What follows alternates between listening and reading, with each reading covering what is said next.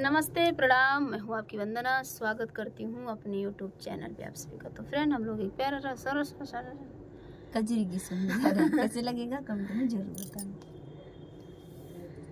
गौरा सीता जी के रूपवा बनाए रही, राम को भर माए रही ना। गौरा सीता जी के रूपवा बनाए रही, राम को भर माए रही ना। केतनो कहले भोले दानी नाही मानी गौरा रानी, केतनो कहले भोले दानी नाही माने गौरा रानी। सीता मैया जैसी रूपवा बनाए रही, राम भर माए रही ना। सीता मैया जैसी रूपवा बनाए रही, राम को भर माए रही ना।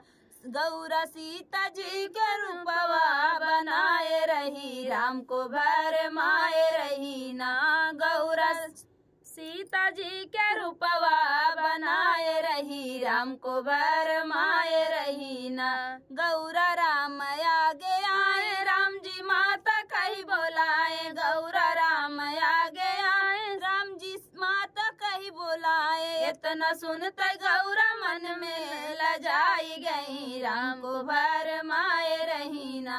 इतना सुनते गौरा मन में लजाई गई, राम को भर माए रही ना। गौरा सीता जी के रूपवा बनाए रही, राम को भर माए रही ना। गौरा आई कैलाश भोले बैठे उदास, गौरा आई कैलाश भोले बैठे उदास। अपने करनी पे बहुत पछताए रही, राम को भर माए रही ना। अपने करनी पे बहुत पछताए रही, राम को भर माए रही ना। गौरा सीता जी के रूपवा बनाए रही, राम को भर माए रही ना। यज्ञ कर दक्ष यज्ञ करवाए, गौरा जी को ना बुलाए। दक्ष यज्ञ करवाए, गौरा जी को ना बुलाए। गौरा बिन बुलाए यज्ञ देख जाए रही, राम को भर माए रही ना। गौरा बिन बुलाए यज्ञ देख जाए रही, राम को भर माए रही ना। गौरा सीता जी के रूपवा बनाए रही, राम को भर माए रही ना। नाही पूछे माई बाप छूटल शिव जी के साथ, माही पूछे माई बाप छूटल शिव जी के साथ। यही सोच गौरा यज्ञ में समाये रही, राम को भर माए रही ना।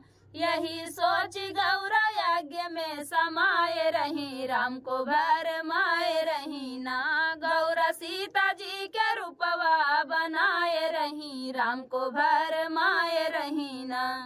तो फ्रेंड, गीत कैसा लगा कमेंट बॉक्स में बताना। फिर मिलते किसी नए गाने के साथ, तब तक के लिए बाय बाय दोस्तों।